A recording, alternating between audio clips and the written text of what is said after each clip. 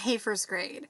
So we just wrapped up the chapter book, Toys Go Out. It's kind of a different book. I'm glad that I got to read that to you. I hope you enjoyed it. I've only read that book the last couple of years. It's a relatively new story, but I like sharing that one. But now I think I'm going to share an old story. So at the very beginning of the school year, we read, let me adjust my camera just a little bit. We read Ramona and Beezus. Do you remember that story by Beverly Cleary? I love Beverly Cleary stories. I actually here on my desk have a whole set of Beverly Cleary books, and they go in an order, which is what one of my students told me. I didn't realize they did. I think I probably read them out of order growing up. I'm going to read them out of order to you right now.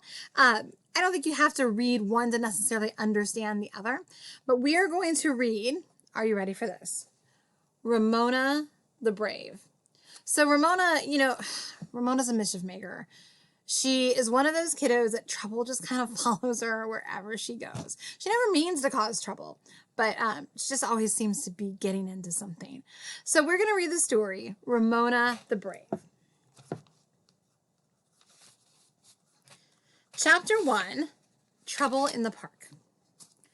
Ramona Quimby, brave and fearless, was half running, half skipping to keep up with her big sister Beatrice on their way home from the park. She had never seen her sister's cheeks so flushed with anger as they were this August afternoon. Ramona was sticky from heat and grubby from landing in the sawdust at the foot of the slides, but she was proud of herself. When Mrs. Quimby had sent the girls to the park for an hour because she had an errand to do, an important errand, she hinted, she told Beezus, as Beatrice was called, to look after Ramona. And what had happened? For the first time in her 6 years, Ramona had looked after Beezus, who was supposed to be the responsible one. Bossy was a better word. Ramona sometimes thought that, but not today. Ramona had stepped forward and defended her sister for a change. Beezus, said Ramona, panting, slow down. Beezus, clutching her library book in her sweaty hand, paid no attention. The clang of rings, the steady pop of tennis balls against asphalt, and the shouts of children grew fainter as the girls approached their house on Klickitat Street.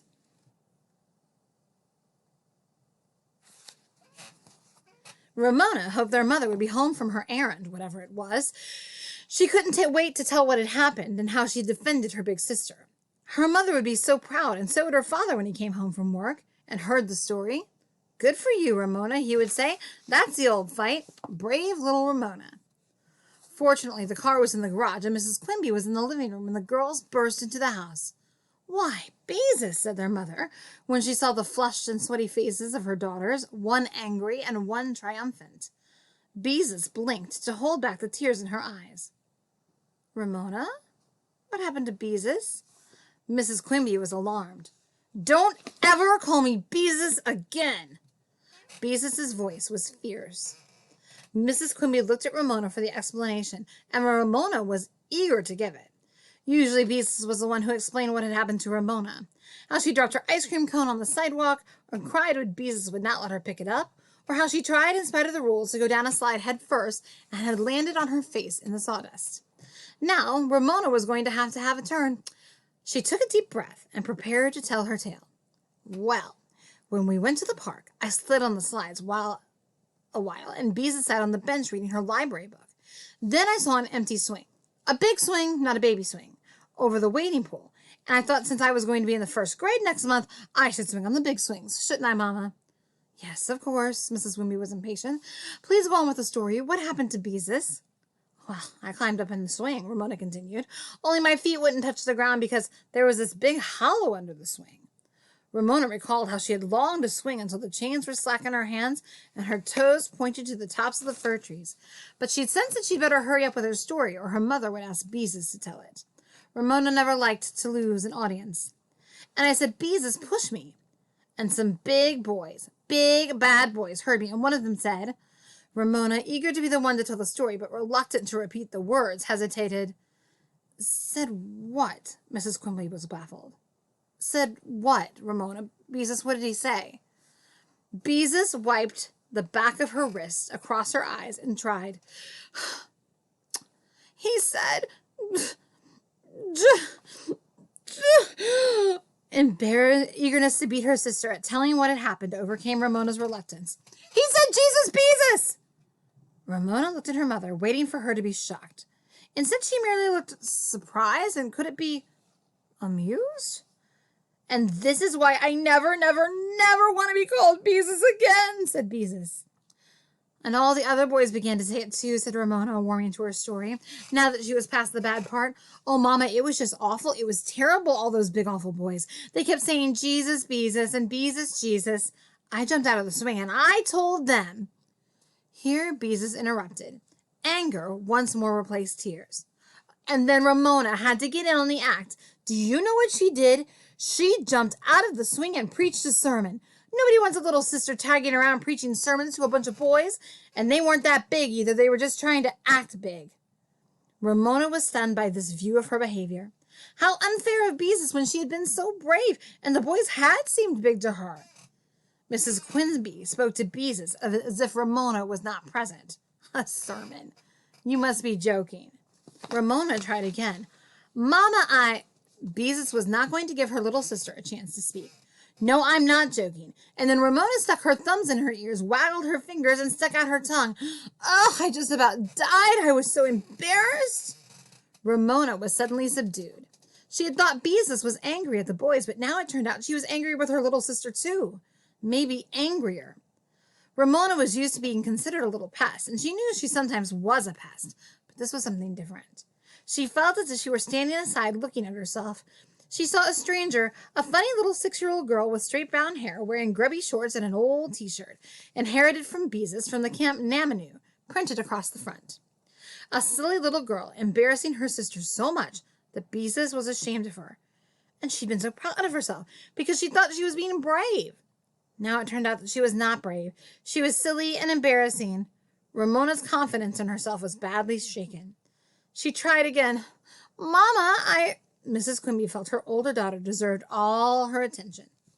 Were they boys you knew? She asked.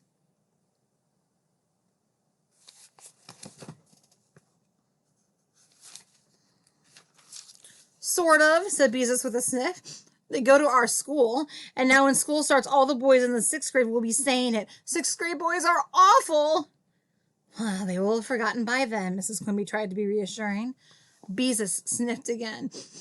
Mama, I think we should stop calling her Beezus. Even though her feelings were hurt and her confidence shaken, Ramona had a reason of her own for trying to help Beezus. Whenever someone asked Beezus where she got such an unusual nickname, Beezus always answered that it came from Ramona. When she was little, she couldn't say Beatrice. Now that Ramona was about to enter 1st grade, she did not like to remember there was a time when she could not pronounce her sister's name. Just because I have an Aunt Beatrice, I don't see why I have to be named Beatrice too, said Beezus. Nobody else has a name like Beatrice.